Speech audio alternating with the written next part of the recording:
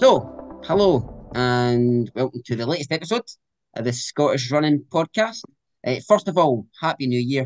We didn't post a message saying Happy New Year because Pete was too drunk. Pete was just far too drunk for the New Year. No, that's not true at all. We I were wasn't. just really busy. Pete's got a new kid and had a good Christmas and New Year. So, Happy New Year to you, Pete, and Happy New Year to our very first guest, who, in my opinion, is the greatest Scottish and British female athlete that we've ever had. We're going to go through her achievements in a wee minute or two, but please welcome Liz McColgan. So, Liz, how are you? I'm very well, thank you, and thanks for inviting me on to the podcast. No, It's nice thank to you hear for. some Scottish voices for a change. Well, at least one anyway.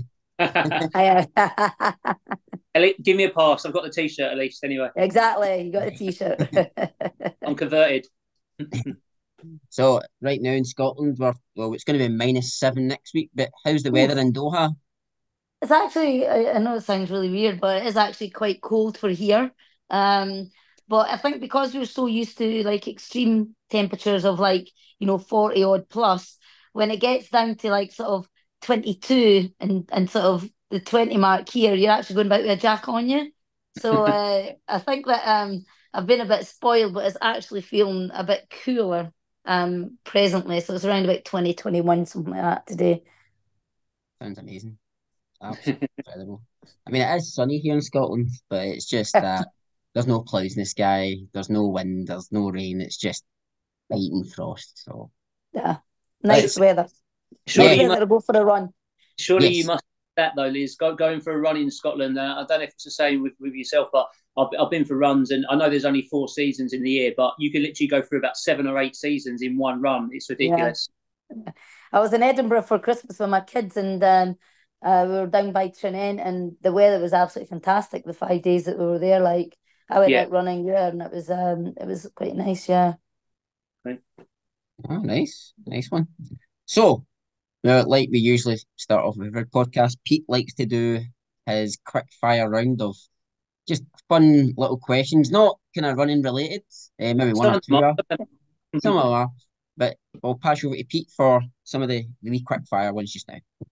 Cheers, Right. Sean. Yeah. So, yeah, just to reiterate, obviously, thanks for coming on, Liz. It's a privilege to have you on. So, we're really excited for that. Yeah. So, we'll just kick off. It's just sort of 10 questions. So, first of all, start off with a good one, which I think me and Sean might even already, having researched your career, have a good idea as to some of your answers. But start off with your best achievement or your proudest PB. Oh gosh. I know a lot of people like obviously like the greatest achievement for me as an athlete and going on is to be world champion and to have world record holders because it means that you're the fastest person in that moment in time. Yeah. And so when I broke world records, it meant more to me than um, getting medals in actually championships because for me, my running was all about, how fast could I be? And I was very time orientated in everything that I did as a kid. Yeah. I think that I would say it was more the world records that I set and um, obviously when you're working as hard as what you are as a full-time athlete, when you set world records, I mean, it's pretty immense. Yeah. Nobody's ran faster than you ever, and Yeah. that's an achievement that not a lot of people um get. And luckily for me, I had several world records throughout my career, and they really meant the world to me. And it's Yeah. great that they lasted sort of 10, 12 years, and it meant that they stood the test of time for the era that I was running, really. No, So I would that's say really. more my world records for me personally, but on a medal thing and an emotional tie would be my breakthrough race in the Commonwealth Games in Edinburgh in '86 because I came from nowhere. It was my first major win, and it was kind of like announced me to the world of athletics because I'd been from Dundee, Scotland, and not really won anything, and that was a big thing for me to win the Commonwealth Games. That's brilliant. No, I absolutely love that answer, and that's great. It just shows, obviously the pace, the times. That's what was your driving factor. And at the end of the day, the fight, we all strive to be the best we can be, I guess. And if you're Yeah, running fast times, then the medals hopefully are naturally going to come along. So they kind of go hand in yeah. hand. That's great. But yeah, 86 as well. Great year as well. Well, for me personally, in my life, my wife was born, and also Kenny Dalglish led Liverpool to a League and Cup double. Yes. But we'll come on to that later. Right. Question number 2. Your favourite male athlete? Do you know what? I loved Steve Ovett. I thought he was very inspirational and motivational in my era, for the disciplines that I did in sport. And he just, I came from a very working class background, and to me, when I saw Steve Ovett running, it made it more achievable for me to be thinking in that way, because of the success that he did and where he sort of, I know he wasn't working class, but he was like, a very hard worker and driven, and didn't get an awful lot of the accolades that like Seb Coe got. And so I was always like, I always loved like the underdog and the guy that had to work that little bit harder. And Steve Ovett for me just ticked that box. Yeah, no, brilliant. Yeah, he's that's not the first time he's been mentioned. So yeah, we've heard a few people singing his praises. So yeah, that's a great shout. Okay. I was just going to jump in there. That's why we got yourself on, Liz, because the amount of people we've had on, and we asked them who their favourite female athlete is, and they say Liz McColgan. I was like, right. Oh wow, that's nice. We need to get Liz on. Now I think we'll need to try and get Steve Ovett on, because a lot of people have said Steve Ovett. Sorry, Pete. Okay. Well, obviously the link with Steve Ovett. I'll try not to bang on about the fact that I've won a prestigious half marathon many years ago, which Steve Ovett has previously won. So that's the only really link I have to him. Right. We'll try that route. Okay, next question. Now, I'm not sure if I'm going to exclude you from being allowed to mention a certain young girl called Eilish, but number 3 is your favourite female athlete. Well, there's 2 people, obviously Eilish, and other than Eilish, Greta Weitz was an inspirational woman for me. Again, it goes back to the era that I was running and why I was running, and I was very, very, very fortunate to actually meet her. When I was running, Greta was the leading light in women's endurance running. She was breaking down barriers. She was running fast times that would, come up against the men. She was enabling women to follow in her footsteps in distances that we weren't allowed to run. When she ran, like when I first started running, I was only allowed to run 3,000 meters. My career was 10K and marathon. So she was like the leading runner of that era that was pushing the boundaries on the longer type events for women. And then I was very, very fortunate in the early 90s that I had an injury actually, and I went over to America, and Frank O'Mara was the guy who was the mild indoor record holder, Irish guy, and he saw me hobbling along the street, and he was saying, "Oh, geez, Liz, what are you here for?" And I says, "I've got a really bad injury, and I came for the heat of Florida to see if the heat would help the muscles relax to allow me to get back running." And he says, "Oh, I know the guy for you," and he introduced me to a guy called Gerard Hartman, who was a kinesiotherapist and a very, very good therapist. And I started working with Ger, and lo and behold, he has been working with Greta. And with speaking to me and speaking to Greta separately, he realised that we were 2 very, very similar people and that we had to meet. And so he'd say to me, like, "I'd like you to meet Greta." And I'd say, no, I don't want to meet her. And then she'd say the same, that she didn't want to meet me. So he arranged for Greta to be coming out as I was going in. So I had to meet. And we had a little chat, and we were very, very quickly aware that we were very similar in our thought processes and what we thought about training and stuff. And we started meeting for coffees and going for runs. And then she became my mentor, and then she became my coach, and I won London Marathon under her guidance. So to me, she was an iconic lady. That's a great story. Yeah, no, thanks for that, Liz. Brilliant. Okay. Moving on. Number 4, who's your favourite football team? Dundee United. Oh, of course. Okay, good answer. I'll tell you a story for that as well, though, is because Jim McLean, when I was 16, we used to get really harsh winters, nothing like what we get now, but the snow used to be up to your knees. And as a 16-year-old girl trying to run, and I came from Whitfield, there was no place for me to run. And the local courier wrote a story saying, how I was struggling to find areas to run because of the harsh winter. And Jim McLean phoned me up and said, "We've got underground heating, come and train at the pitch." So for 16 years of age, I was doing my sessions, and he'd come out with the first team, and he'd be saying to the guys, that wee girl there, that's what fitness is. Yeah, too right. That's great. Apologies, as you mentioned, snow there. I mean, it's now 7 degrees where I am in Bishopton, so I guess they call that up here. And apologies for any interference there. That was an ice cream van just going by there, but there you go. All right. Next question. Your favourite movie? Beaches, Bette Midler. All right. Yeah, it's an old one. Yeah, it's not one. I'm probably of the right age for it, but I've not seen that one. Yeah, But it's an old one. Okay. Yeah. And then, this question here is one I'm always intrigued to hear the answer to. Again, whether it's just a little local race you would do in and around Dundee, or you've obviously certainly entered a few big prestigious races in your time. But your favourite race? I used to always do the 4 for 10K because it fitted in well with like just prior to running a marathon and that. So, you know, I knew the course and it was a hilly course. It was quite tough. So I always used to use it as a little guide link to sort of my fitness level for my marathon training. So I used to always do that, and also used to do the Percy Pod around the 4 for Loch. I think that's still going on actually. It's a 5K race that they used to do every Christmas time. And then I used to do like a 5K. No, it was an 8K race I used to do in just over in Fife. That used to be like a week and about 2 weeks before London Marathon. I used to do that. So I used to use local races because I didn't want to travel, and I still got the benefits of what I needed because I'd be running against the men. So I'd always finish sort of top 5 or whatever in the overall race with the local guys. But it just saved me needing to travel places and that. And it just, because I knew the course as well, I used to just compare it, you know, time to time to what I needed to do. So I used to do a lot of local races, to be honest. Brilliant. No, that's good. And I'm glad you mentioned that Percy Pod race there, because normally when I ask this question, I normally say whether it's a Christmas caper race, because I get the mickey taken out of me, because there was a race I used to do down in Swanley, actually, every December. It was 4.2 mile Christmas caper. If you won it, you got a turkey. If you came second, you got a chicken. And if you come third, you got a Christmas cake.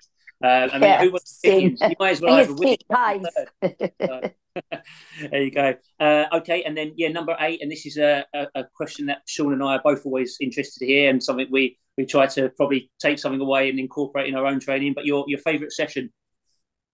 Favourite session it's a basic one, really. It's your sort of 6 by a mile, 90 seconds recovery. If it was for the marathon, it'd be 10 by a mile with 60-second recovery.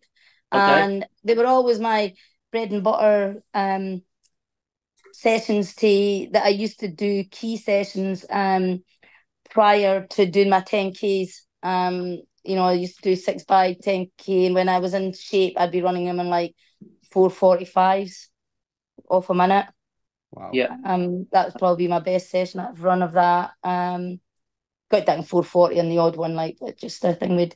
But for the marathon, I used to do a killer session was an 800-meter hill, and Greta used to do 12 times 800 meters up a really steep climb, and she used to be at the top of the road in the car, and she'd drive me down in a minute.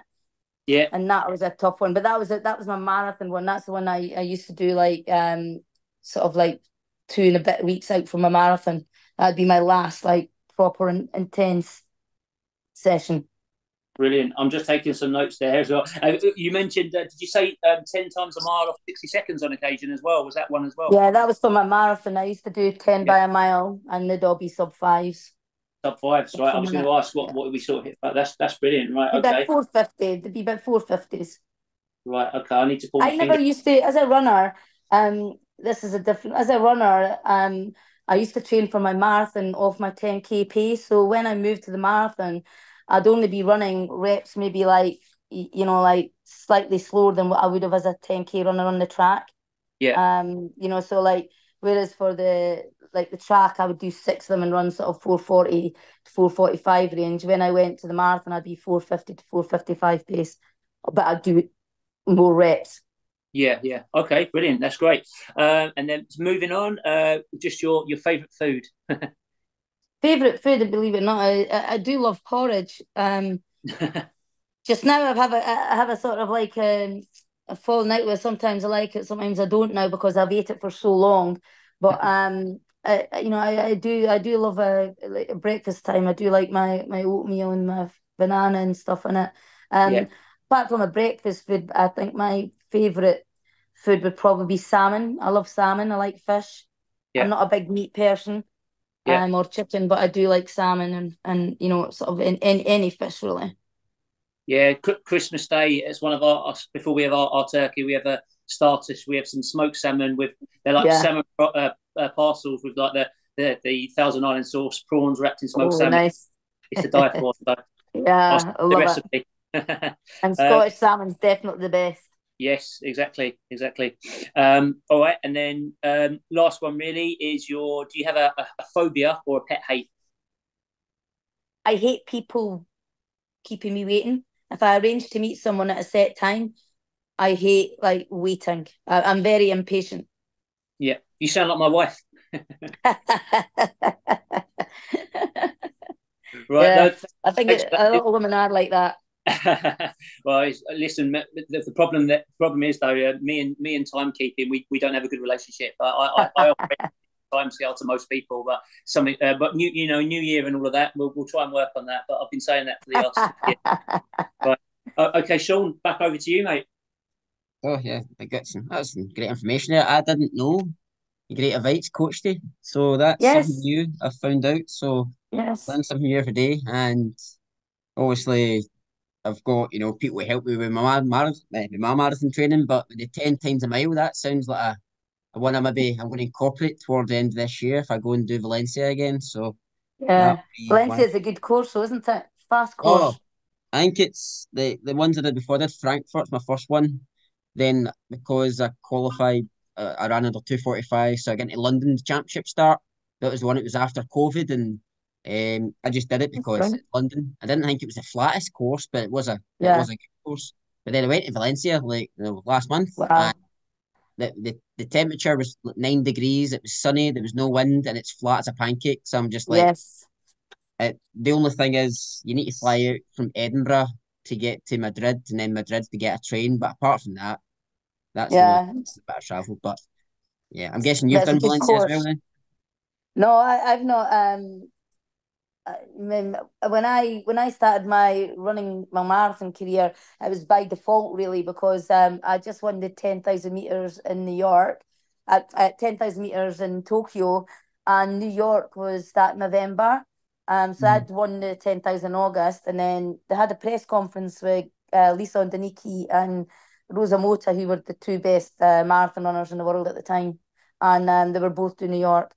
And they got asked at the press conference, so a young Scottish girl who's just won the 10,000 metres, do you ever think she'll do anything at the marathon? They both said no, that I wasted too much energy because I was a track runner.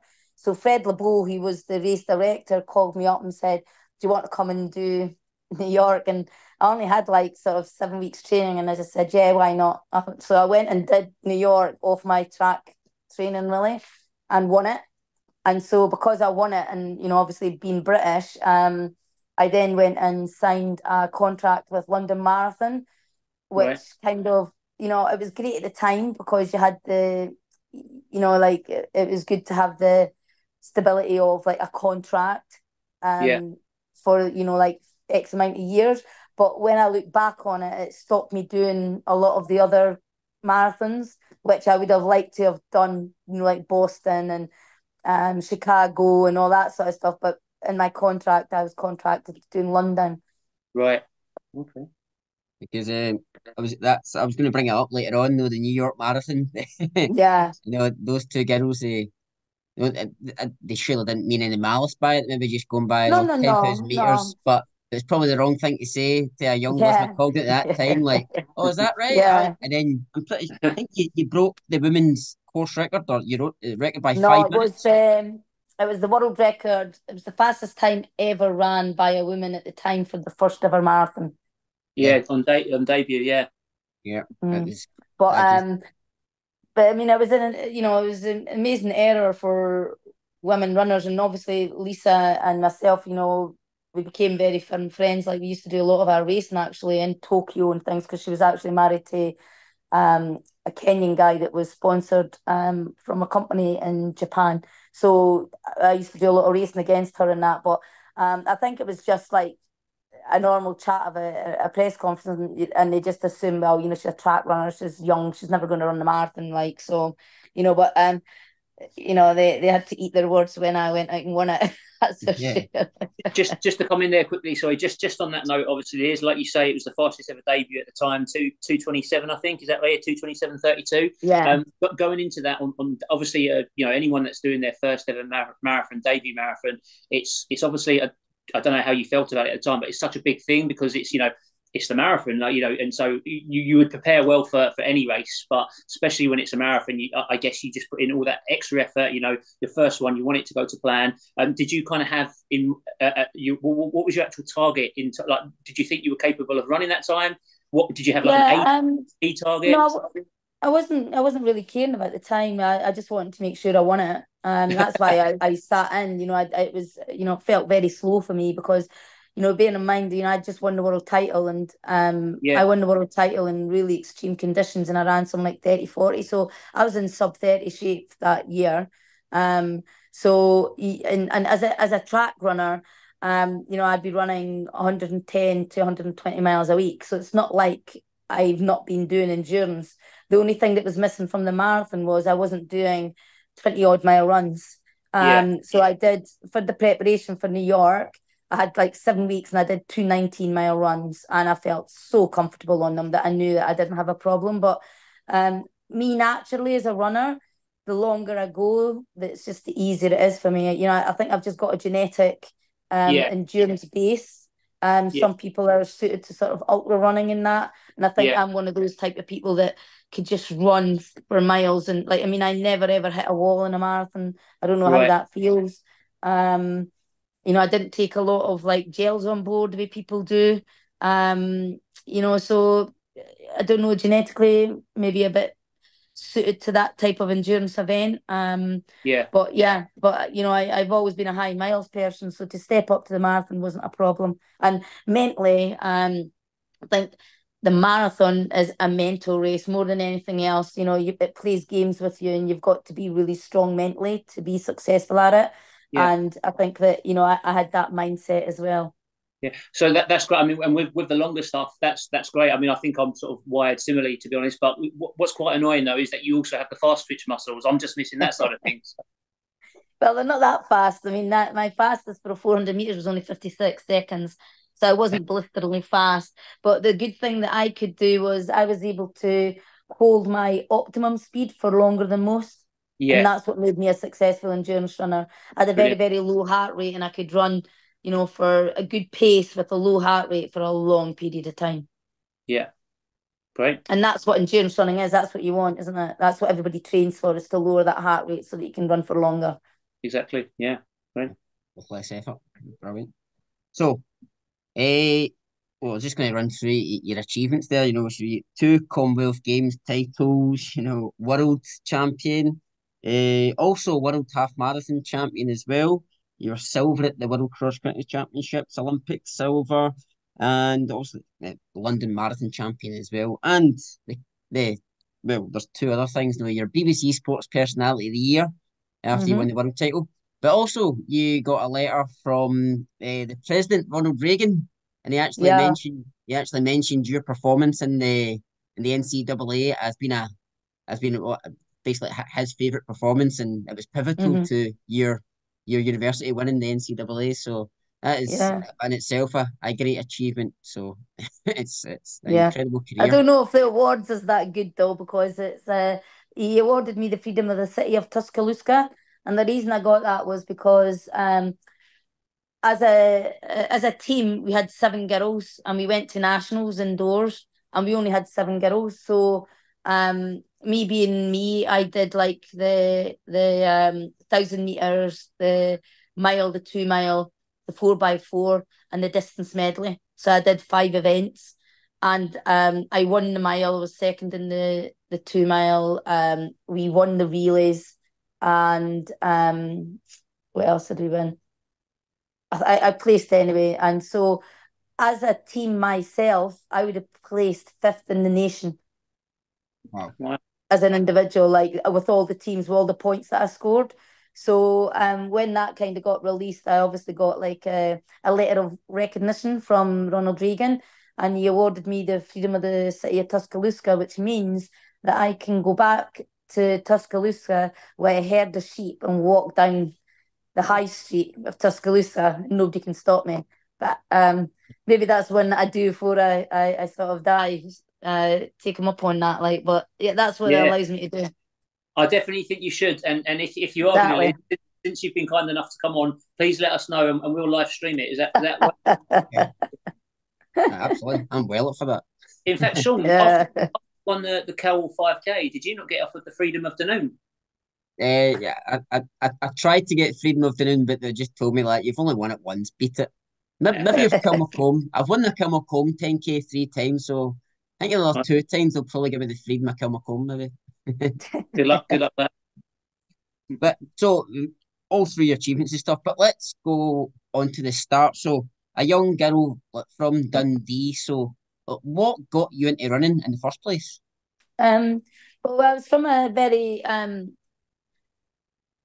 youngest of four siblings, and mum and dad were always like, in that era of time, like, there were a lot of unemployment, and and a lot of because of high unemployment, it was like bingos and social clubs, and parents were never there, sort of thing. And so I was kind of like left to my own devices a lot, and we didn't have any money and things. So um, I used to go to I was a bit of a tomboy when I was younger, and I used to hang out with my brother all the time playing football and stuff. And then I used to go to anything that was at the school, sporty wise, like gymnastics club, hockey, football, and whatever. And then the PE teacher, Phil Cairns, at St Saviour's High, was a marathon runner.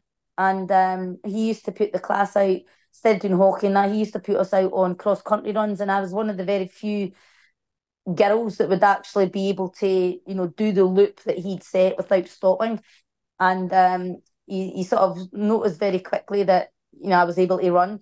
And one of his best friends was the sort of head coach at Dundee Hawkley Harriers. So Phil actually sent 4 girls from the school along to the Hawkley Harriers. And again, because I, didn't have any money in that, they actually allowed us to join free. And Harry Bennett, he was the coach. He took me under his wing, and he spent an awful lot of time with me. And if I hadn't been for him, I think he was the only person that I ever met in my life that actually made me feel worthy, and that I had talent. There's a lot of people used to, like at school, I used to get told from the teachers, "Oh, your brain's in your feet, you'll never accomplish nothing." I got a lot of negativity as a child, and I got really badly bullied because I was running and it was an odd thing to do. And he really took me under his wing and gave me loads of guidance. He educated me in running. He would have me down to his house for him and Val, and giving me reading books on the lowness of a long distance runner, what fartleks is, what powerlifts are.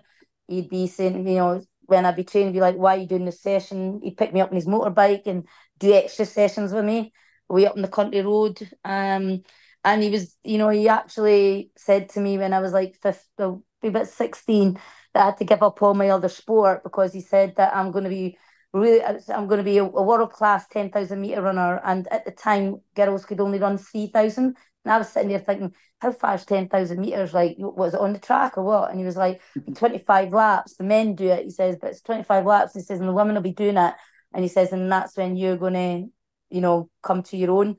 And he was right. Everything he said happened. The only downside to that was when I did start getting, sort of international standard. I was about 17, and I don't know how the heck I done it, like, but I ran 2.7 for an 800 meters, and I was like ranked third in Britain or something. And a scout from America called and said, "Oh, they would like to give me a scholarship." And I just put the phone down because I thought it was some crank and whatever. And I don't know how the guy, this guy called Woods, David Woods or something, but don't know how he got Harry's number, but he called Harry. And then Harry went behind my back and contacted my mum and dad and said she has to go because she's got nothing here. I was working in a jute mill for £23.50 because I left school. And he says she's not going to be able to do her running if you don't let her go. And my mum and dad couldn't afford it, so Harry paid for my ticket. And so he was just so instrumental and special in my life, to take somebody else's kid and be so supportive. Yeah. And then the sad thing of that was when I started making it, just before my 18th birthday, I came back from America and we were going away to the Highland Games, 5 Highland Games, which we used to always go to. And he was late in picking me up, and I got a phone call from Val, and he had dropped dead in that morning, so he didn't get to see anything that I'd done, which is a real sad. I mean, I've kept in touch with Val and that, and they've kept that. They've all been part of that, and I actually got his grandchild got in touch with me last year ago, which was really sweet.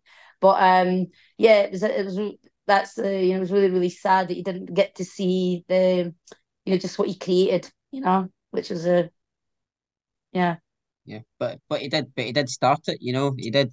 Oh, He he got did, yes. he got you on the right Yes. path to your. Yeah, if it hadn't been for him, I definitely wouldn't be the person I am today, 100%. And even my whole ethos of running still stems from what I learned as a 14, 15-year-old kid through Harry Bennett. It was all his ethos of what you need to do for training, how you get strong, how you develop speed. It's kind of like he kind of knew he wasn't going to be there, but he kind of prepared me for it. And to be honest, like I couldn't have anybody else coach me. Like when he died, a few other people tried to coach me, but I just didn't have the belief in them. And the only other person that managed that was Greta Weitz. Yeah, well, there's a bit of a legacy, I would say, even just there, because you're now doing the same. You're passing, it's generational, and you're passing on what you've been taught from him. So that's good. That's a good, good to hear. Yeah, absolutely. But there's always that that kind of role model person that gets shed. I think from our area, I mean, Pete grew up in England, but I think from my area in Greenock, it's a woman called Janice Hendry. Oh, no, Janice. Yeah, so Janice, she got me into running, Craig Ruddy Yeah. into running, Mark Pollard, like, I know Mark as well. yeah. Mark's a really good guy. Oh, He is oh, a oh, really good aye. guy. Oh, we know Mark. Very, very helpful. Very Oh, yes. helpful and unassuming. He's so Yeah. a great guy to have. Like, he should be leading Scottish athletics.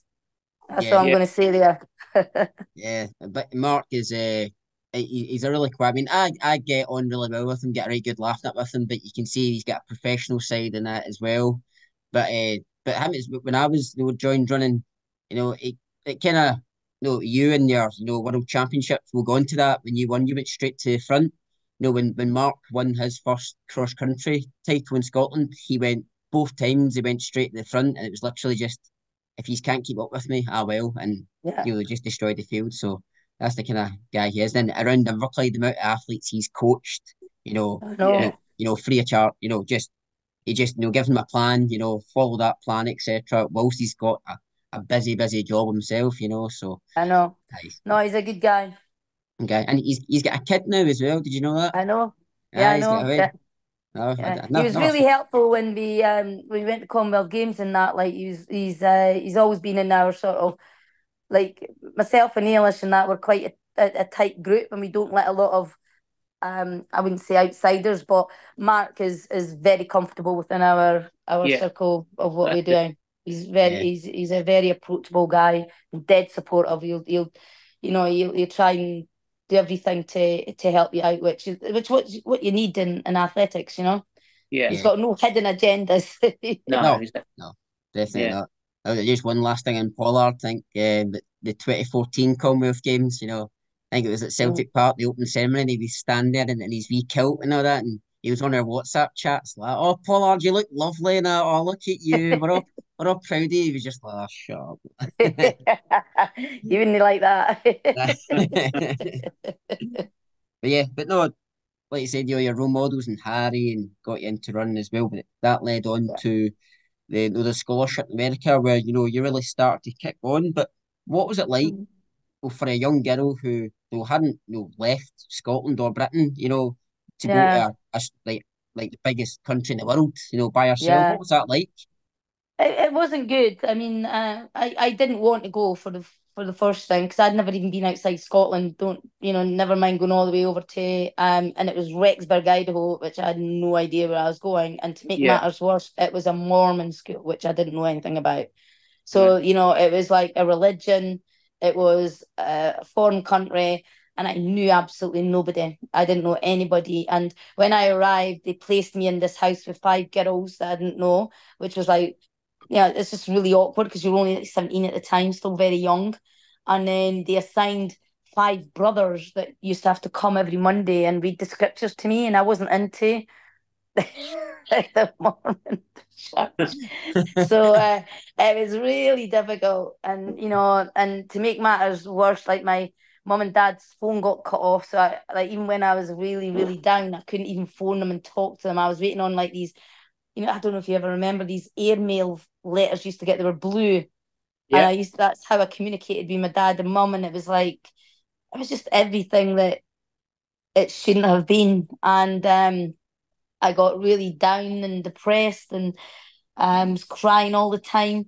But I eventually, I like, it took me about sort of good 4 months, and then I just realised, that I'm here for my running. I'm not here for anything else, and I just sort of stopped feeling sorry for myself and just got on with it. And so I just made it work for me. And, I really got into my running. I started training like twice a day. I really got into my education. I discovered that, I wasn't thick like what everybody was saying, that I actually enjoyed education, like English classes and stuff. So it really boosted me in my education.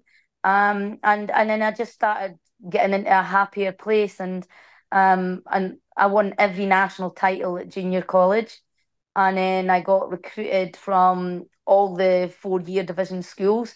And the reason I chose Alabama was because the head coach was just kind of reminded me of Harry, because he was more concerned about me as an athlete and my well-being than actually competing for the school. And he said to me, like, all I ask of you is to run regionals and to run nationals, and I'll support you because I know that you've got to go back to Europe and you'll be wanting to do, championships and things. He says, so we'll support that. And I just felt, I could trust this guy. And so I went to Alabama, and and so I had a good, I developed quite well as an athlete in Alabama with the team that we had there. That's interesting to hear. Sorry, I'll just say, because obviously, like you say, it was Idaho and then over to Alabama. Obviously, you won the NCAAs. I know we spoke a bit off air, but for people, most of our listeners will have at some point in their lives looked you up on the Power of 10, and obviously it mentions on there about the prize money. So it said you were barred from the competition due to unintentionally breaching prize money law. So just tell us exactly what happened there, Liz. Yeah, so what happened there was, as an amateur athlete, a British amateur athlete, we were not allowed prize money or to get any financial gain, even from a sporting company, yeah? So you couldn't sign a shoe company and get money and things like that. So what happened was, in the era that we were in, the British athletics, if you were an athlete that was starting to get means tested, earning money or whatever, you had to put it into a trust fund. And in that trust fund, you had to have the lawyer from British Athletics and another, you could name one person out of 3 that would be your representative. So I had the Scottish, actually I had a journalist, a guy called Doug Gillen. He used to be he was my sort of guy that I had on. And then we had like lawyers from British Athletics and an advisor, like a financial advisor, because it's a trust fund, yeah. But in that trust fund, no matter what you got, you weren't allowed to touch it. You couldn't, you couldn't sort of go and buy a car from it, or I think you were able to get a mortgage off it, but it's like you had to get a mortgage against it. Do you know what I mean? But you couldn't get it until you were retired. Yeah, that was what it was. So when I went over to America, this had already been set up for a good couple of years in the UK. When I went over to America, obviously the American system hadn't heard of this. And I went into a local race. And obviously, when I went over, the running scene in America was really good. You could have pretty much a circuit. You'd be a race every week on this roads racing circuit, and you'd be getting, I don't know, like 1,000 to 3,000, 5,000 probably US dollars, depending on the level of the race. And so there was a girl there that was kind of raking everything up here. So like when I went over, I won this race and it was 3,000 US dollars, and she reported me to the NCTAs saying that I'm now thinking my rights as an amateur because I accepted money as this road race. But what they didn't realise was that I had put that money back into the trust fund through the legal way to do it. I never once got that money in hand of kind. And so the first of all, NCTAs just rushed into it and said, okay, that's it, you're banned. You are a professional athlete. You can't run and represent the school anymore and all this stuff. And then when we actually challenged it legally, they were found to be wrong and that it was a legal procedure that we did. Yeah. And so I got reinstated and that was it. But unfortunately, they actually fired the coach at Alabama because they before the actual judgment got done. They actually assumed that, you know, and that was a sad thing. I think he went to Georgia Tech, but I think I went back and then I just, you know, the atmosphere wasn't very good, and then I just left, and that was that. Okay. Can't believe somebody grassed on you, like just because you beat them. Jealousy. It's jealous, and not only that, she was like, you know, she was winning all these races, and she was nowhere near the standard that I was. Like, I'd probably be about nearly 2 minutes ahead of her. So she started, you know, she was like, but that's not what it's about, eh? I mean, it was like local races, like the Fife Bellrock. Do you know what I mean? It was small races. It wasn't like a great big huge race. And you just did it for a bit of fun, really. Like, you know, like $1,500 US. You know, that it wasn't, you know, it wasn't busting the bank sort of thing. But yeah, lo and behold, she reported me, and that's what happened. But I got reinstated, so it didn't affect my career. Yeah, that's the main thing. I bet it could have. It could have, you know. Yeah. But look, you know, you had people, you know, like a lawyer and stuff in British athletics, you know, saying I mean, no, this is legal. Yeah, it was all legally set up. You know, it was in like the Linford Christie days and all that sort of stuff. They even had like a club back then. There was Fatima Whitbread, Colin Jackson, and Linford. Is it Chelmsford? They were like a professional club or something. Oh, really? Created back then. I can't even remember what it is, but yeah, there was something like that as well that was going on, where like the athletes, competed as part of like it was a paid. I think they had the logo and everything on their shirts and things. Like, yeah, it was the first of that kind, like, you know, where sponsorship came into like logos and all that sort of thing. Yeah.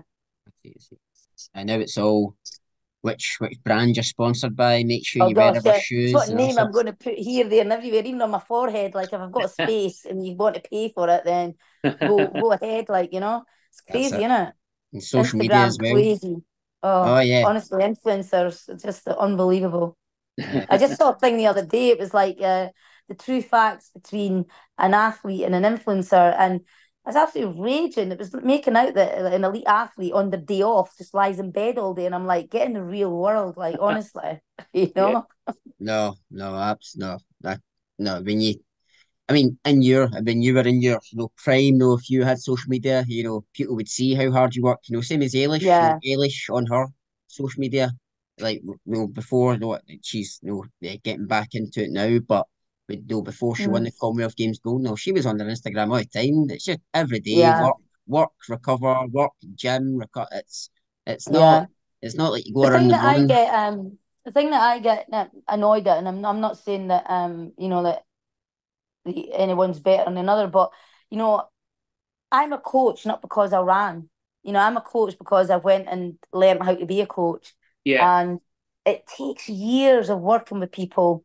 You know, just because you go and run a marathon doesn't mean to say that you can then tell other people how to run, because there's a lot of different avenues of running. There's different, you know, like people run in varied ways that, you know, it's not just an ABC program. You can just go and give every Tom, Dick and Harry.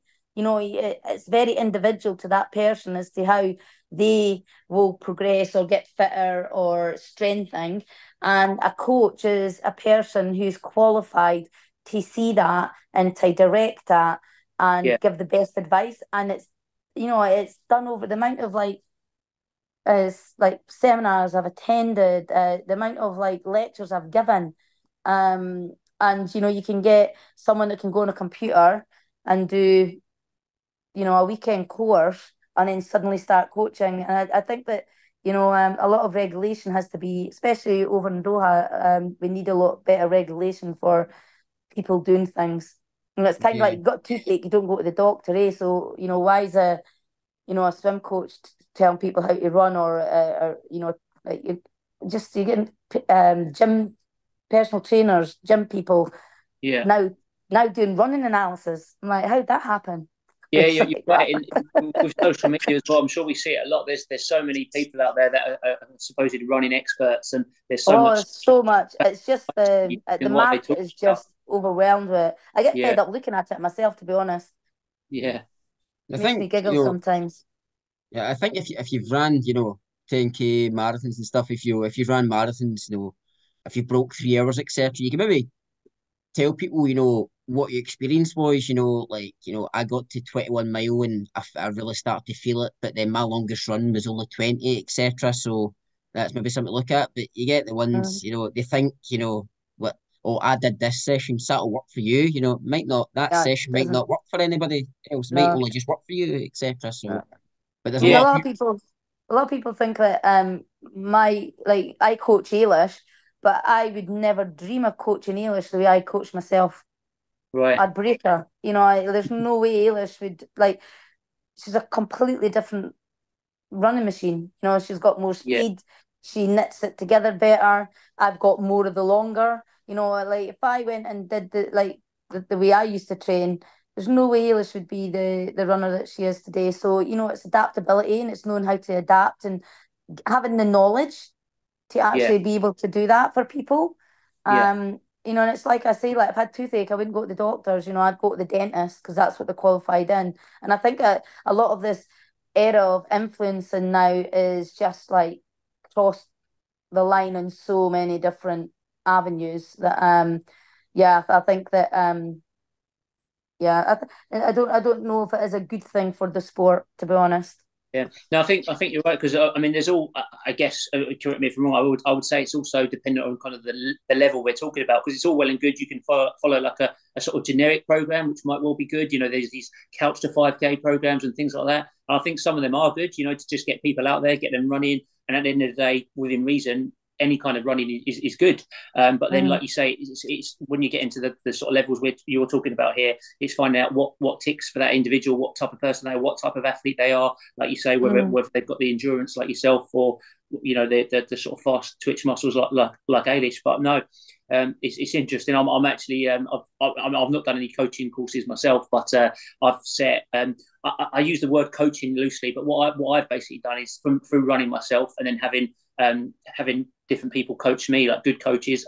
Mark Pollard set me schedules at periods, and other guys as well. So what I tend to do is I use a little bit from each of those coaches, and just that's what I think it's about with training and knowledge, is just taking what you think is useful, trying it out, and seeing what works for you, and then I sort of pass that on. And fortunately, everyone I've set a marathon schedule so far has run a PB, and I've got a guy who's actually just going to be doing Manchester coming up. So he's starting his training at on the 1st of February, pretty much. So we'll see how that goes. Oh, good luck to him.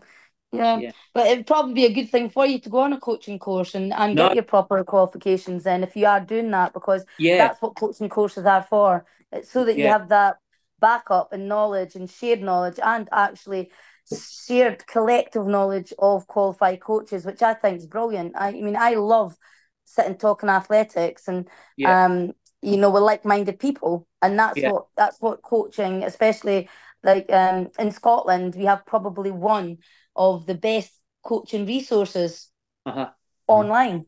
And it's very so if that's the route that you're doing in, then you would actually be better to actually go in and look at that, because it does have a lot of good, it has a lot of good modules on it and things like that.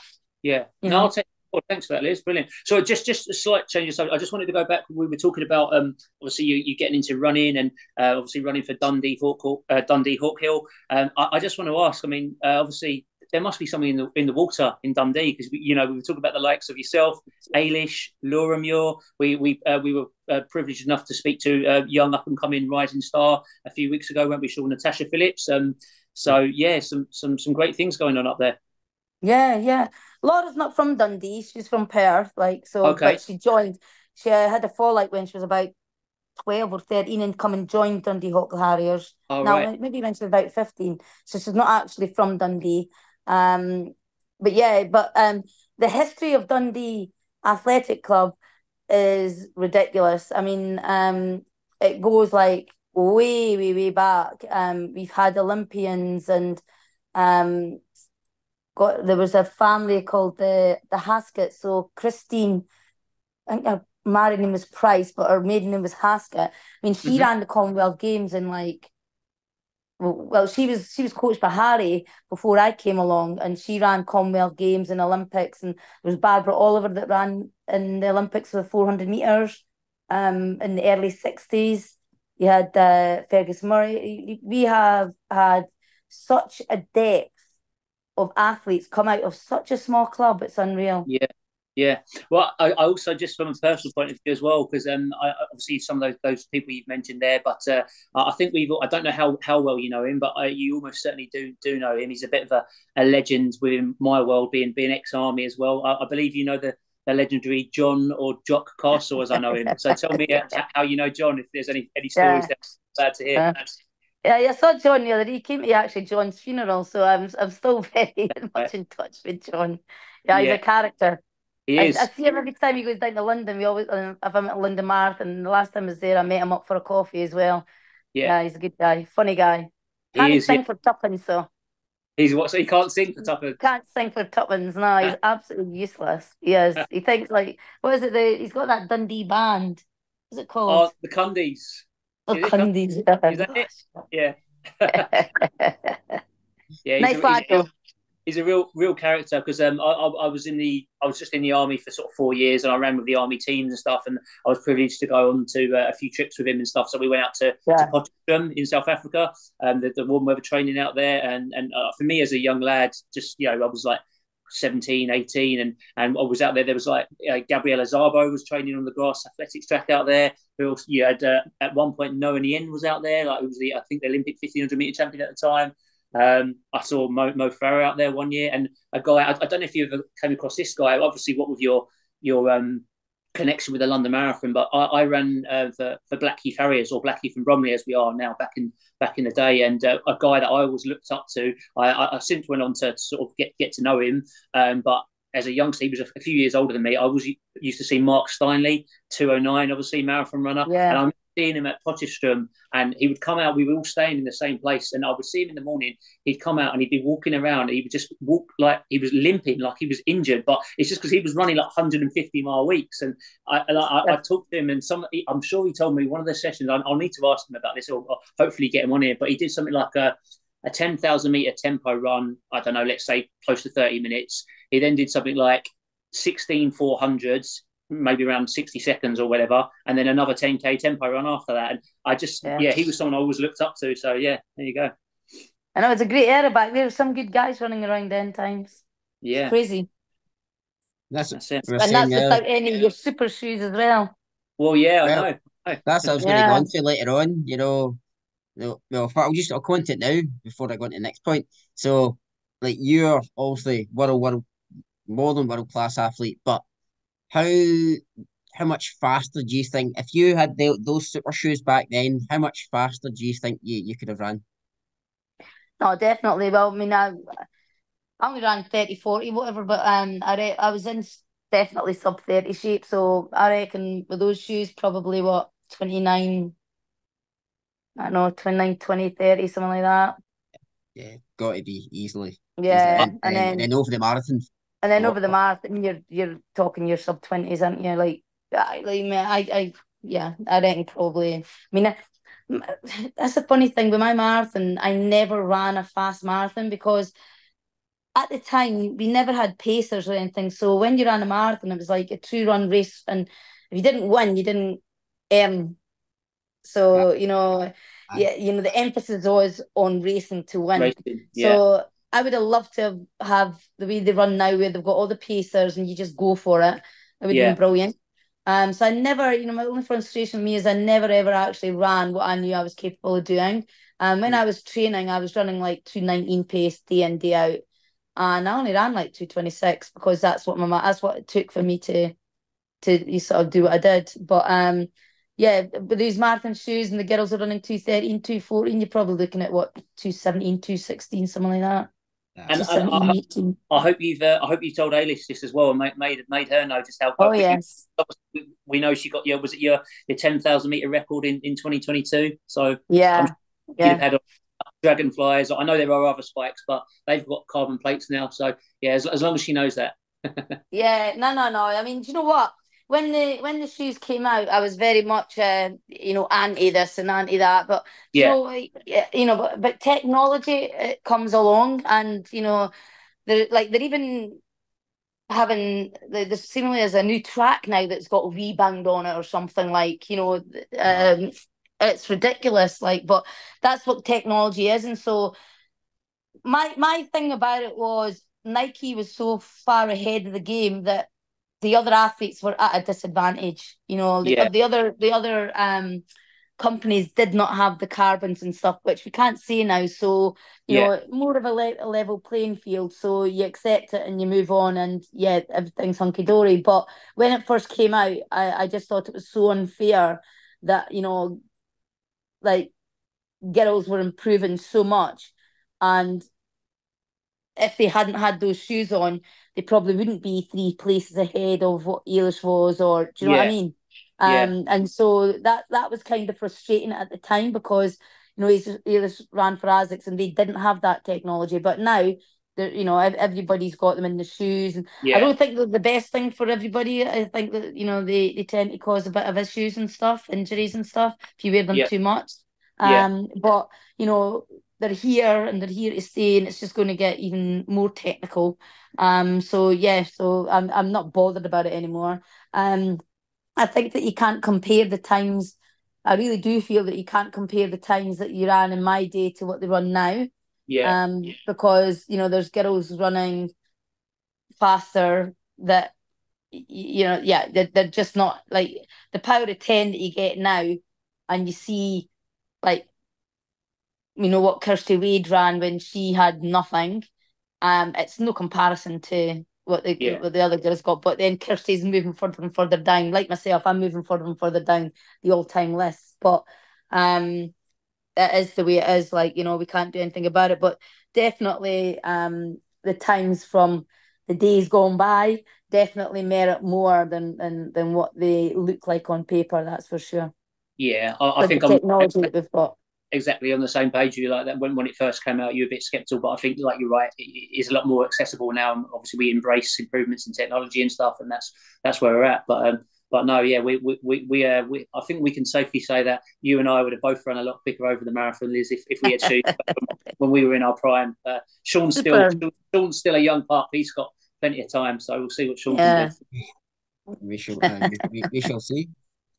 But yeah, I was going to bring that point on later on, but just following on from, like Dundee Hawkhill and stuff. So we were talking to Natasha Phillips, and me and Pete were saying, the national cross country relay one year, how good would it be if you had, Natasha Phillips, Ailish, and Laura Muir and the one relay team?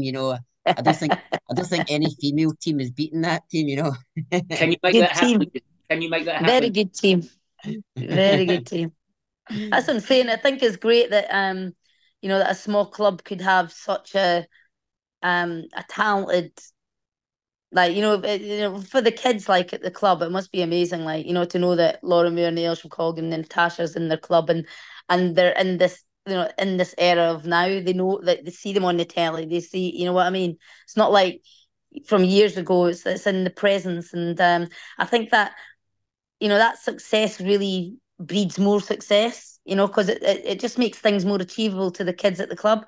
And I know that Laura goes back, and I know that Eilish goes back, and And that's what it's all about. It's all about inspiring the next generation. And I think as role models, they all do that very, very well. We've got a great set of athletes, not just from Dundee, but I think we're very fortunate in Scotland that we've got some really, really talented world-class athletes that think nothing of giving back, and that's really important. Yeah. Yeah, absolutely. Especially, that's why I want to get you on, because we've got a bit of a golden era going on just now, with Ailish, Laura, Josh Kerr, Jake Whiteman, other ones Yeah. coming through. I just wanted to, highlight, here's what we had, 20, 30 years ago. Here's where it all started, so. But going back to where it all started, with your first kind of major title, that 1986 Commonwealth Games in Edinburgh. And when I read, like, obviously, I found your book in a charity shop, like, put it in the track. I was like, wow. So we're reading that and then also doing research and stuff. I didn't know that those Commonwealth Games, like, for Scotland, there was a few medals, but none gold. I think No. the home favourite, the big name, Yvonne Murray, for the 3,000, she lost gold and silver in the Yeah. last bit of the race. And I think that Scotland were looking out for, they needed a gold, and then up stepped Yeah. Liz McColgan in the 10,000 day. Yeah. It was a really sort of fun, like, when they said the Commonwealth Games in Edinburgh, I thought, oh, geez, it's just going to, like, I'm not even going to get nervous about this. It's going to be like, I'm just going down to the local track to train. And I think we all sort of felt like that. And there was a lot of financial problems with, is it on? Is it not going to go ahead? And then, last minute, it all got saved and it all went ahead. And I remember we were all sort of summoned to, like, go through, we were staying at the Hall's residence in Edinburgh, student accommodation. And we all went through there and we were all sort of sitting there thinking, God, it doesn't even feel like a championships and all that sort of thing. And then we all got dressed up in our kilts and whatever, and we had to go down to Meadowbank Stadium to do the opening ceremony. And again, we were just all yachting, and Yvonne was there and that, and we were all yachting. And as soon as the bagpipes started playing, it was like every hair on the back of your neck just stood up. It was like so surreal. It was like you just sort of got transported into this moment of, oh, jeez, this is like really big. This is not going to be easy. It was just it's just like the weight of the world was on your shoulders, and you were very, very aware that how important it was to do really well. And like as my team manager was a girl called Hilda Everett. Andrea, her daughter, used to run, like Shettleston, I think they were from. So she was the team manager for us, and like I remember, like, one by one, everybody was coming back to the halls of residence, and it was just like doom and gloom. The atmosphere and it was just dire because people were not performing, and you could just sense it. And I was sitting there, and Tom McKean had went out the day before, and Tom ran all right, like, but I think he got silver. I think he got a silver anyway. And so there was a bit. Oh well, Tom got a silver anyway, and Yvonne was on before me, and like I sort of said good luck to her and that there, and I was sitting there, and I was the last one to leave the halls of residence because my race was the last one on the programme, and I saw Yvonne lost, and I didn't see the race. I just looked at the results, and I saw that she lost, and I was like, oh my God, I need to avoid her. I don't want to see her. I don't want to look at her. I don't want to see her. I want to just, keep my positiveness for what I need to do. And then as I walked out, Hilda turned around to me and she goes, well, Liz, you're our last great hope. And I just felt like crying in a corner and crying. I was like, I didn't need to hear that. I really didn't need to hear it. And honestly, I walked out and I had my head down. I was just like, do you know what? I'm going to do it. And I knew I was going to do it. I just walked out and, I was just so confident. I don't know where the confidence came from, but I was. And yeah, it was the last opportunity to win gold, and I won it, and I won it well. And Yeah. like I'd never experienced anything like it in my life. Like for the last 1,000 meters, it was just all you heard was a roar of people shouting your name, which was like just so unreal. And then Yeah. underneath Edinburgh Meadowbank Stadium, there's a tunnel. And so after I won, I had to sit and wait for my medal. And I was under the track in the tunnel, and all I could hear was people sing my name. And it amazing. To go from like a nobody that's never won anything to actually have, you know, a stadium of people, you know, shouting and cheering your win was just amazing. And I think that's why the Commonwealth Games, a lot of people say to me, Commonwealth Games isn't important. To me, it was really important. Yeah. And it made me the better athlete because it gave me a taste of what I wanted and I wanted more of it. And, you know, it wasn't an easy win. It was it was a championship. It wasn't an easy win. I don't know where people think it's easier than anything else, but it was a massive thing for me. And it will always be one of my favorite memories of my whole career was the Commonwealth Games, Edinburgh. For so many good reasons. Yeah, and I love that as well. You know, the bagpipes making the hair in the back of the neck standing up and that. Oh, it's crazy. I hope there was a good Kaylee afterwards as well. Oh no, but geez, I never separated. The only thing that I thought was funny, like you know, you won't get this, but there is a pride of being Scottish, and it's when you get moments like that that you realise what Scottishness is, and if there is such a thing as Scottishness, you know, to experience what it is, you know, it's a great pride and it's a joy, and it's, you know, something you don't get a lot of opportunities to do because we are part of the UK. But you know, when you go to the Commonwealth Games and you're Scot, you know, it's like, I don't know, footballers playing for Scotland. You know, it just means something different, and maybe it's because it's a small nation and it's, you know, we don't have enough. I don't know, we're not successful at a lot of different things. It's just, you know, it's tremendous when you see Andy Murray and you know, Ailish, and you know, it's brilliant for Scotland, I think, and Laura, to see them winning medals at the highest level is just tremendous. And for me, you know, when I won my Commonwealth Games, you know, that was my Scottishness, like, to the full. I mean, my heart was full to the brim, and I would never, ever, ever thought that I'd feel it again. But then Commonwealth Games in Birmingham was just unreal for me, unbelievable. Oh yeah. So yeah, it was great. So yeah, you know, I do think there's a place for the Commonwealth Games, and I hope that with finances that, you know, it survives, but we never know. Yeah. This day and age, what it's going to be like. Yeah, because as you're saying, you know, I've watched your Commonwealth Games win on YouTube, and no, it wasn't an easy win. You know, absolutely wasn't. No, And you no, look at no. Eilish's as well. Eilish was, you know, hanging in, hanging in, hanging in. That was like, and I think the main example of that was like, you could see, you know, that she is her mother's daughter. You know, it was just that determination and that grit in her face, and Yeah, you know, it wasn't an easy win. You know, she out kicked her with, you know, less than 100 meters to go. You know, yeah. so it And was. the girls had both beaten Eilish before, like, you know, they both beat her at the World Championships and things like that. They were faster on paper. But the thing with Eilish in the Commonwealth Games, and I don't know what it's always been with Eilish through her career, but she's always had a thing in her head about the Commonwealth Games, always. And even when she was like she went to the Commonwealth Youth Games, and even then she said to me, "I want to win a Commonwealth Games medal." And it's always been part of her. And I think that's why she was so elated that she actually won it. She was like, "I cannot believe I've won a Commonwealth gold medal," because always in her whole career, even when she was going through some bad patches, she always mentioned the Commonwealth Games. Yeah. Before anything, which is really strange. But yeah, so it's great to see her have her moment like that as well. Yeah, maybe it goes back to that, you know, that pride. You know, you're doing it for Scotland. You know, Maybe, maybe that's it. yeah, So, maybe. but that was your first, major title, and then obviously Yeah. following year you get the world the cross country championships. You get silver.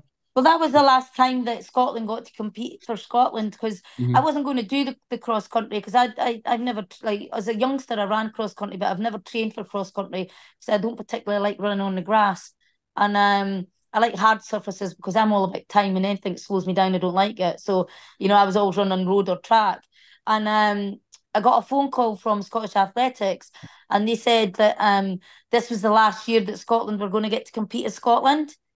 We then went on to Team GB, and they asked, like, would I run it? And we got together with a couple of girls, and we asked a couple of other girls that were, like, you know, they were predominantly the better girls, where they're going to do it, because there was no point in going, because we actually went to try and win the team, and we actually got second. We won the second, yeah, we got the silver in the team. We nearly won it because we had some good girls. We had some good girls back then, like Lynn McDougall and that ran it, and Yvonne ran it, I ran it. Girl Fiona, was it Fiona McGovern from Glasgow? I think Andrea ran it. Yeah, so I had a good group of girls that were all running for Scotland back then, and we just missed out on the team. But so I got the individual silver that year, and then I went on and got a bronze after I had Ailish. So I've got a silver and a bronze from the World Cross. I've got championship medals in all surfaces. So I got the silver indoor, got the silver bronze cross country. I won the gold medal for the half marathon, and the gold medal for the track. So I've got championship medals on all surfaces. You've done it all. Impressive.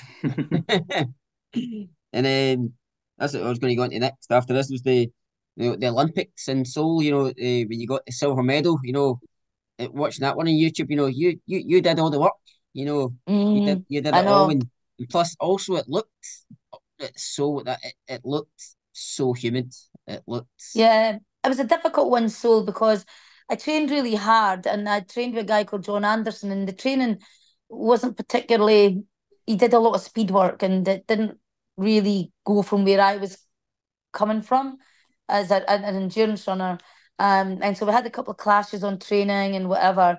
And I went into Seoul, and I think I went in feeling tired, and I decided to go and get to 5K, and then we'll just push it on. And it's one of those races where you walk away from it and you think, you know what, I train I train my ass off, and what can you do to beat these girls? And back in the day, there's a lot of drugs and that, and that it was predominantly the Germans, the Russians, they were all taking the drugs, and it was systematic doping, so it wasn't through their choice, and you can sort of take that sort of bitter pill to swallow, whatever. But I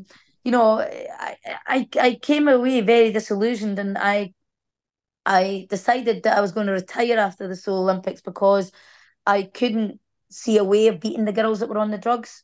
I just couldn't see. I couldn't see what I needed to do to win, and I wanted to win. I didn't want to get silver and gold. I wanted to win. yeah. And so I said to my ex-husband that I'm going to retire, which he was supportive of that. And I went and took I must have had about, gosh, it's quite a while off. I didn't do any running at all. And then I was sitting watching a program, and it was about the Commonwealth Games in New Zealand. And I thought, gosh, I think I could win that. And it was a article on Jill Hunter, who I was real good friends with, and Jill was the favourite for the 10,000 metres, and I was sitting there and I think, I could win that. And my husband's like, well, if you think you do it, why don't you just do it? So I took myself off to Canberra in Australia, and I trained for 12 weeks, and I actually won the Commonwealth Games. Yep. And I was shocked because I didn't really train. I wasn't in the best shape. I was a bit overweight, and that for me as a runner. And I won it, and I was like, and I got a bronze in the 3,000. Yeah. Which I was surprised at. And then but then lo and behold, I fell pregnant with Ailish, and then the rest is history. I then I had another.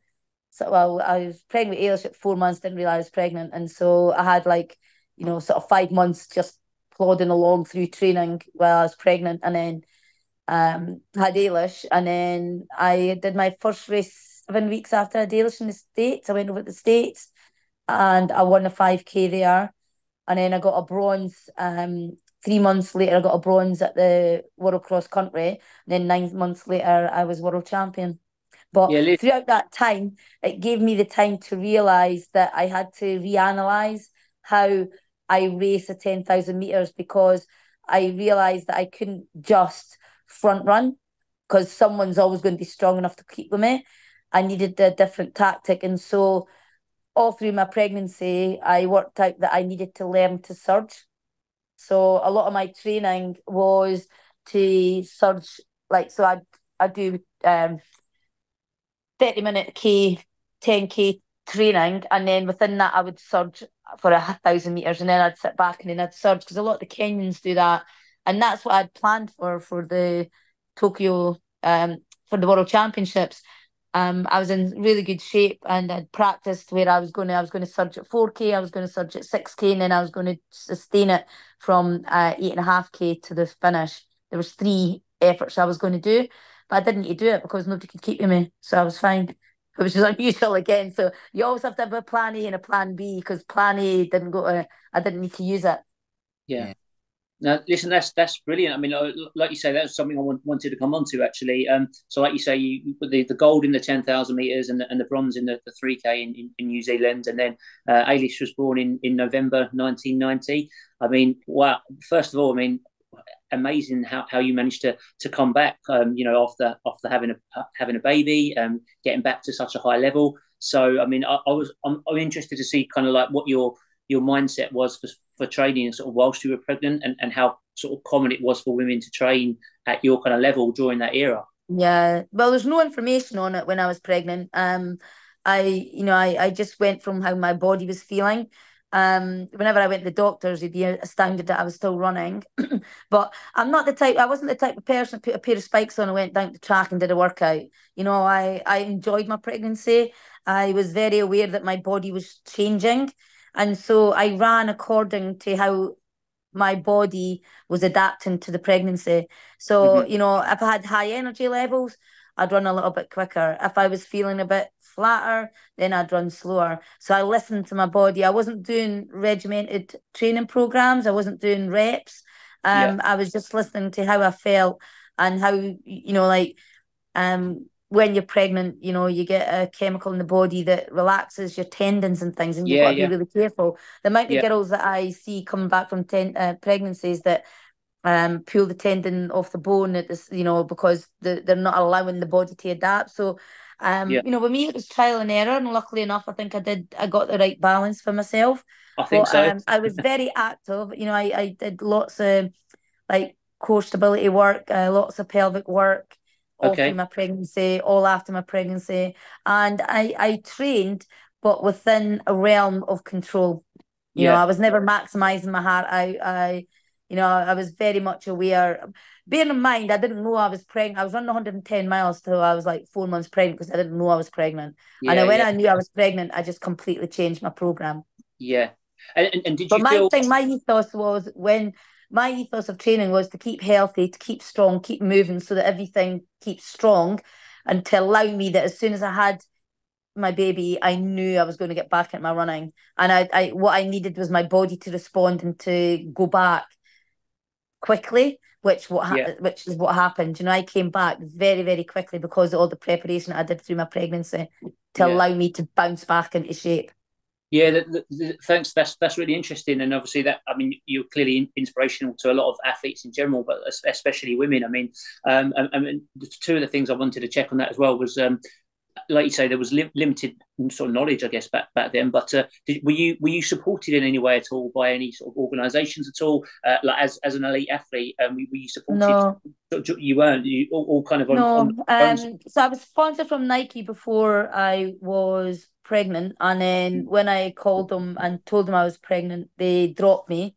But Oh, right. again, I suppose like it was in the contract, and well, it wasn't in the contract, but no other women had come back after pregnancy, Yeah. so like it's not that a lot of people say, "Oh my days," like they dropped you, but I think there was no guarantee that I was going to get back, or that I Okay. even intended coming back, because Yeah. no women had a baby and come back running and been successful. So I think in their sort of business side of it, it's just like, oh well, that's contract finished. Yeah. We're not going to support you. So I didn't have any sponsor at all through my whole pregnancy, Okay. and no sponsors at all through to the World Championships that whole year. Didn't have any sponsor. But what happened to me was, when you go to championships, they always have like ASICS house or Nike house, and you go in and you see all their new shoes and their gear, and like little stalls and stands. Huh? And I remember going out with Kirsty Wade one day for a walk at the World Championships, and we went into ASICS and we were looking at shoes or whatever, and there was a guy there called Nagoshi, and he was explaining some shoe technology to us. And then he said to me, "Oh, what are you running?" And I says, "I'm doing the 10K." And he goes, "I know who you are." And I was like, "Oh, do you know who I am?" He says, "Yeah, yeah." He said, "I know who you are, Liz," and all that stuff. And we started speaking, and he said, "Oh, who you sponsor from?" And I says, "I've not got a sponsor." And he signed me up there and then. Oh, Right. right. Yeah. So, and he said to me, "Pick a pair of shoes to wear," because like I'd obviously, in the heats in the final, and I said, "Give me a pair of racing flats, and I want those shoes." And he says, "No, no, no, you can't get them shoes because they're the cheapest of the range. You need to take the better quality ones." And I says, "No, I want these ones," and they were like 13 quid, 40 or something. I said, and I liked them because they had a little wedge, and I says, "I want them ones," but I says, "I want racing flats," I says, "because I'm not going to wear spikes in the heats." And he was like, "Oh, you have to wear spikes." And I was like, "No." So I was the only person that wore racing flats in the heats. And when I got to the final, I won the cheapest pair of spikes that they had. And then after it, it was the first Mondo that I'd ran on, and my feet were just burning. So I didn't plan it or whatever, but I just whipped my spikes off at the end, and all the pictures show me holding the shoes Yeah. up, which everybody does now. But Yeah. I was kind of the first person that kind of like held the shoes up but it was unintentional because like my feet were just on fire with the Mondo for 25 laps. But then in every picture it's this cheapest shoe, and I was always laugh at them and say, well, shows that how great a quality they are if your cheapest shoe is still good enough to win the title. So You yeah, should so you signed me up. you should have trademarked or copyrighted that celebration, but no. Also, I mean, yeah, just again to say, so yeah, obviously Eilish, November 1990, and then like we've sort of talked about, onto less than a year, August 91, and gold medal at Tokyo in the World Championships, 31:14. Is that right? Yeah. So yeah, I mean that's amazing. That's really I mean from my point of view, looking at your career, that's one of the achievements or performances. I'm just looking at it, I'm thinking, wow, how did she do that? Yeah, well, to be honest, I took myself off to Florida and I was training in hotter weather. That's how I managed it. Right.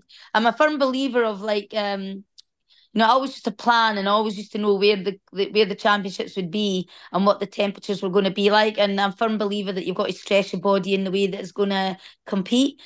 So, I went to Florida and we were training in like 90% humidity, 83 degrees. I'd be like losing about, I don't know how many kilo in sweat. Yeah. And I just put myself through it. And I think that I prepared so well for it that when we went to Tokyo and everyone else was suffering, it was actually quite pleasant for me. It was like I've been here and I've ran in this kind of condition so I can cope with it. Because there's a lot of sweat loss, and you've got to adapt to that. Yeah. And I think it was the first race too that they actually put water on the track as well, which I Right. didn't take. But yeah, so I did, I wanted to win it so badly that I put myself into like extreme training conditions to try and reenact what I needed to perform, and I think it worked for me. Right. So sorry, just on a bit more light-hearted note then, Sean, I think basically listening to what Liz has just told us there, what I'm thinking, mate, is I'm thinking an Inverclyde AC trip to Florida. We all go to Disneyland, come back, we do the Scottish cross country champs, and we smash up Central. What do you reckon? Yeah, I mean, we need to get bodies out there. Central have got too many good runners. We need to get out six. Try I and know It's get. an, they've got a good group of runners as well, haven't they? Jamie Crow and Yeah, that are all there, haven't they? yeah, no, I Yeah. know. yeah, I was they're just going joking. great. They're an unbelievable club, but no, we are. I think it's one. I'm sure you've had similar things, running throughout the years, Liz. It's always like ifs and buts. If only we had such and such out. But at the end of the day, on paper, we can certainly compete. But paper's a different thing, and getting there, and they've still got a whole list of other athletes they've got as well. So, but no, I know. we just got to do what we can do and see if we be the best we can. But Good competition. Oh yeah, yeah, no, definitely, yeah, healthy competition, yeah. Yeah. Just moving on a little bit, Liz. I'm just jumping forward a little bit here. So, just with your marathon. So, you mentioned about the contract with London. So, we know you obviously won your debut in New York, Tokyo in '92, and then I think was your debut London '93. You were third that year. Is that right? 2:29. I've been third, second twice, and won it. Yeah, yeah. And So fifth. I was '93. fifth one year. I think that was the year Eamon Martin won it, and you were third, and then London '96 it was the win in 2:27, and then I think I've got, if I'm right here, I've got '97 and '98 second on both occasions. So how did those races go? All different, eh? Like yeah, one of the ones that obviously when I won London was great. It's always good to be a winner and whatever. But I think one of the worst ones I remember of London was when Joyce Chipchumba, she just picked me, and I remember Brendan. Oh, what's his name? I remember one of the guys saying, "Oh, if Liz wasn't fiddling with her watch, she would have won that." And I was like, "You don't even know the story, mate." Like, because what had happened was the night before, I'd went out to a local just a supermarket just to get some water and things, and I tripped and I fell over a curb. And as I fell, I twisted, like I was going to go face plank, and I twisted, and I kind of like, my elbow sort of hit the ground, and I kind of twisted round. And then when I started the race, I was very aware. I had like I managed the first 5K, and I took a drink, and I was getting like a really bad pain in my tummy, and I thought, oh, geez, what's happened here? And then as I went on, I thought maybe something in the drink, maybe somebody's tampered with it. So I ran the whole race without any fluids, any drink or anything, and I got to about 19 miles, just as you come past Tower Bridge halfway, and I thought to myself, I'm going to stop because there's the athletes sort of hotel there, and I'm just going to stop because I was in so much pain with my stomach. But as I got there was too many people, and you couldn't stop because it was packed. And I thought, right, I'm going to go out by the Isle of Dogs, and then I'll come under and I'll stop then. And then as I got to Tower Bridge, I thought to myself, God, I've only got 5 miles left. Stop feeling sorry for yourself and just get on with it. So I started motoring, and honestly, I don't know where I got it from. And I put the head down, and I got into second place, 800 meters to go. I went in the lead, and I thought, geez, after all that stomach problems and whatever, I'm going to win it. But then the crowd was that loud, I couldn't even hear her coming, and I really didn't hear her coming. And she came past me at such a like right on the finish line that there wasn't even any room to react. So it wasn't that I was fiddling about or whatever. It was the fact that I'd had a really tough race, and then and then I get all this nonsense about you could have won it and all that stuff. But when I went to see the doctor, I had to go to the doctor the next day because my stomach, I was just in so much agony, and what they discovered was I tore my soleus muscle the night before. Oh, wow. And I ran the whole race with a torn muscle in my stomach. And it took me like about 3 months to recover from it. It was the most painful treatment that I had to get for it. But yeah, so that was the worst memory of London Marathon. And obviously the happiest memory is winning because, it was amazing to actually win it.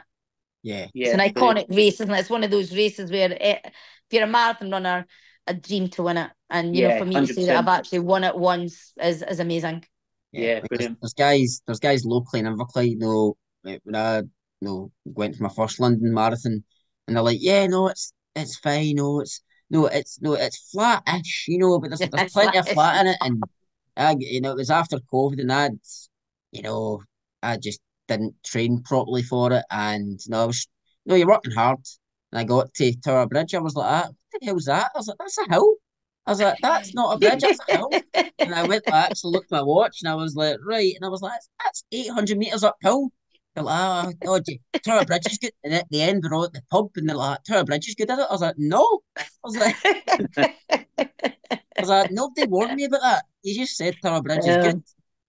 But reminds me of Brendan Foster with the Great North Run. He said, "Come on the Great North Run, it's flat as a pancake." And I didn't go over the course. I was raging when I got 8 miles. And then I remember I finished or something. I think I told my F off. At the end of the race, I was like, "You didn't tell me there was a hill in it." One of those famous races as well. What gets me is that big downhill before you turn left. And that's a like killer. I can only imagine, like, people go, it's downhill though, was it? But no, but the jarring on your quads, and then when you get to the flat, you try and stretch out. That you can't do it. Like, I know. It kills your quads to then get going again as well, because it's about 1.25 miles to the finish line, isn't it? and it just killed your quads were like separating on it. It's wild. Yeah, no, It's only about 150 meters too. London is such a great run. Yeah, I mean, obviously I've been running for years, and people always say about the crowd at London, and you think, oh, I'm sure it'll be good, but it really is on another level. And then, like you say, running down the mile at the end and Birdcage, it's crazy good. The finish, it's such a great event. They just do it so well, though, don't they? They deliver it so well. Oh, yeah. So it's just an iconic race. Like you have to run it. If you're a marathon runner, you have to do it once in your lifetime. I think it's one of those things, isn't it? Bucket list. Definitely, yeah. And obviously, yes, we could clearly chat to you for hours about your running career because it's so impressive. But just moving on a little bit, just obviously thanks for coming on again. But also, I just want to say, yeah, I think correct me if I'm wrong. I don't want to speak out of turn here, but I believe you've got a big birthday coming up this year, Liz, as well. Yeah. Are we allowed to talk about that? Any plans? Yeah, none. Well, I'll go back. Obviously, apart from Ailish, Ailish's in Dubai, but all my kids are still in Scotland. That, so I'll go back and do some with my family. Oh, that'd be nice. But yeah, so we're all quite close and things. So I'll do something nice for them. But yeah, I can't believe I'm 60. Actually, I can't believe I've got like an 18-year-old youngsters now. Like she's 18. That's my baby. It's like bloody hell, like really. And Ailish is like 32. It's like where the years go, eh? But anyway, I'm not one of these that wish I could turn back the clock. I embrace age and I enjoy what I'm doing at this time of my life, and I hopefully have a lot more to look forward to. But I don't know what I'm going to do. Yeah, I'll probably, I'm the type of person that I'll do bits and bobs with people that mean something to me. So it won't be like one big thing. It'll be like, I've got a best friend, Susan, who moved over to Abu Dhabi. I'll definitely go for a 4, 5, 6-day holiday with her and spend quality time with her, spend time with my kids. I'll definitely need to go back and see my sisters and my brothers and my mum. So, I'll do individual things, but I'll do something within that. That's sort of what I'll do. But yeah. I was going to say, that book that I found in the charity shop, Queen of the Track. That's a biography, but I think you should do an autobiography, and I think you should call it From Dundee to Doha. My journey. I think that it's been a journey and a half. I can assure you. I mean, you keep getting knocked down, and you have to keep building yourself up. And I will say that a lot goes on from your upbringing. And if I didn't have the upbringing that I had, and the hardness of it, I wouldn't be the person I am today, and that's for sure. Because you still always get knockdowns, and you've just got to keep building yourself up. And I'm in no rush to leave Doha now. I've created a nice group of friends in Doha and stuff. And I'm very fortunate, to be honest. How long have you been out there for, Liz? I came in 11 years. 11 years this March. Right. Oh, excellent. Yeah. And what was the thought process behind Doha? Just something different? Do you know what happened was I had a really bad divorce, and I felt that, it got played out so much in Scotland that I felt that everybody knew everything about me. And I'd walk down the street and I'd get a remark. I'd be out with the kids and somebody'd say something, and it just felt very intrusive. And I lost everything. And so Doha for me, I mean, was my opportunity to reinvent myself. Right. And that's what happened. Because I think you obviously got married in 2014, and I think was John was working out there, wasn't he? Was he coaching out there, I believe? No, John, no. John wasn't working here. We both decided to move here to make a new start. Ah, right, okay. That's what happened. Right. Yeah, so I met John in we were working on teams in 2011, and then we got married 2013, and then we moved out here like literally the day after we got married. All right. Well, that is some honeymoon, eh? It was. It was a story. It's just the way we were. Like, we're very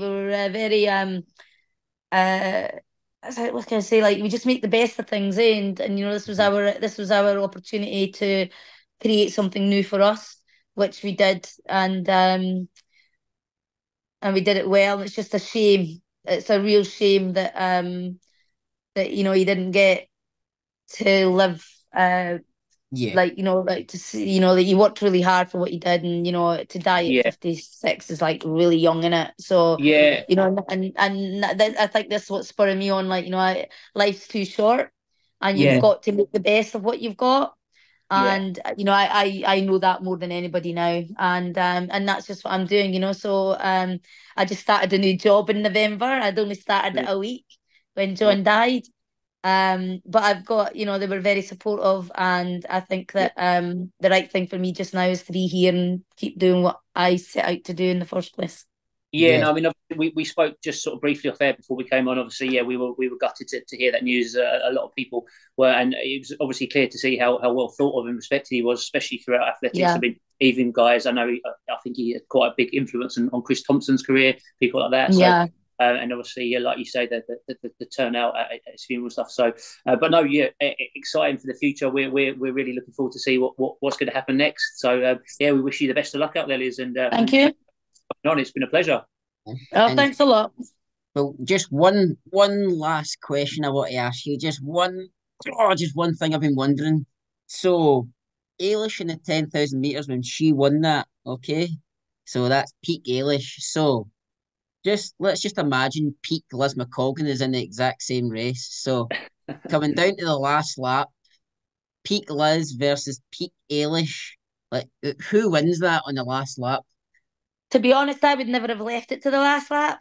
She wouldn't have been near me. Because I know Yeah. she's faster than me. She's got more speed than me. Yeah. So You would have, Eilish isn't what this is the good thing about Eilish isn't blisteringly fast, but what she's really good at is once she gathers, which takes a bit of time to get to top speed, she maintains it really well. yeah, Yeah. yeah, Yeah. So definitely. like once she's flowing, there's no stopping her. So I know that if I was in that position of that last lap, she'd get me. So I wouldn't be in that position. Yeah, you would have done your surgeon a good bit before that. Yeah, yeah. She'd been left like I would have did a surge at 4K and then I won at 8K and she'd been left a K to go. Well, do you hear that, Wouldn't Eilish? have left it. Eilish, if you want to come on and defend your case as to why you would Yeah. win it, Yeah, if you can ask her to respond to that, Liz, then that'll be good. I But will. brilliant. Thanks a lot. It's a good question actually. yeah, absolutely. But yeah, but no, and then this has been a great chat as well. And then obviously we left out you won the BBC Sports Personality Year Award as well, 1991 Yeah. after winning, and that was obviously an outstanding achievement as well. And I think it just illustrates how like a young girl from Dundee council estate, it Mm. just shows where you came from, and I believe that you also we've got new role models now in Ailish and Laura for young females in the sport and for young males in the sport, Josh and Jake, etc. as well. But I do think all this success, it does all come back to yourself and Oh, the thank achievement you. of that Yeah, achievements and I think one of the really amazing things is I think when I look back is when I was chairperson of Scottish Athletics, we started like a Liz McColgan squad, and all those guys were in it. It's crazy. Like there was Josh, there was Jake, there was Ailish, Lindsay. Laura wasn't there because Laura was a bit younger. There was Sarah Kelly. It's crazy to see that there was such a depth as juniors. Beth Potter was in it, who's now Beth Potter. world triathlon champion. It's Yeah. crazy. But even back when they were all kids, they were all running in that same group. It was crazy good how talent they've Yep. nurtured it through. And to see them as grown adults and being as like to the success at the international level, like they're world class athletes, which Yeah. for Scottish athletics is brilliant. Yeah. And I've always said that, out of all the home countries, we've always got it right in Scotland. Yeah. And Yeah. it's a credit to the organisation. It's a credit to the organisation and the coaches and the staff that are still involved today doing what they're doing. It's Oh great. yeah. Yeah, absolutely. I think it's came from yourself into Ailish, and it's gave birth to Ailish. She's now hopefully inspired a lot of other junior athletes out there, and I Yeah. think hopefully it just keeps continuing, keeps growing, and then we've got Paris this year, so let's see what Yeah. happens. It's the See what happens in biggie. Paris. Yeah. See if Josh Kerr can get that Olympic gold onto the world. Well, So it'll be it's not an easy task, but it's a definitely an achievable one. Yeah, absolutely. Yeah. Well, But Liz, whether it's Jake or Josh, I don't know. It'll be a tough call.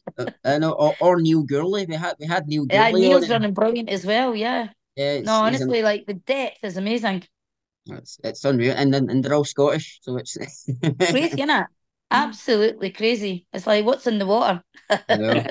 The rest of the British guys, the English guys, they must be like that. We can't get into a squad, and bloody Scottish guys are. I know the Scottish guys have got all the endurance. Yeah.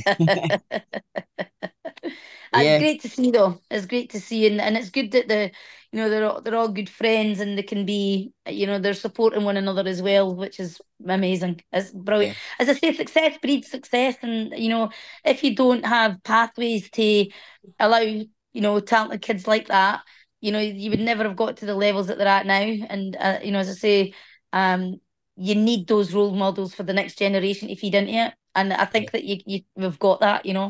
yeah. We definitely do. I've still, with Laura, I think Mm, Laura. I think she's been quite unlucky in the 1500 meters because, I think any other era she would have, got a gold at the Olympics or a Worlds, but mhm. it's just the girls she's up against in that 1500 Yeah. meters, they're just insanely Yeah, but quick. that's life. It's the best in the world, and it's the best in the world no matter when you're on it. You've Yeah, always got to compete against the best in the world, and there's no any error that's any easier than the future error yeah, because you're still competing with what you're competing. You know, she is good enough to, she's got the medals, but at the end of the day, there can only be one winner, and that's all through. As I say, it doesn't take away from the great athlete that she is, that she's not won a gold medal.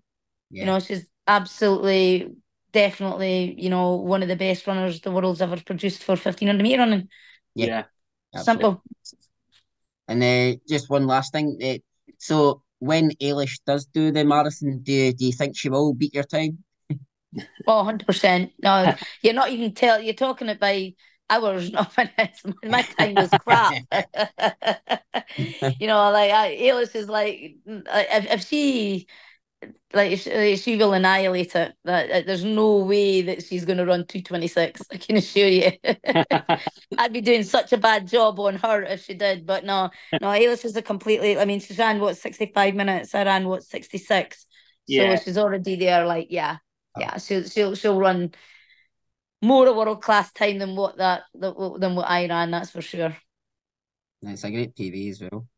But no, Liz, it's been amazing talking to you. I mean, Thanks. that's been nearly 2 hours. That's been Oh absolutely yeah, goodness me, it's you'll need to yeah, been cut it Sky. down. yeah, Thanks so much for taking your time out of your schedule. We appreciate it. yep, No problem. it's been absolutely amazing, and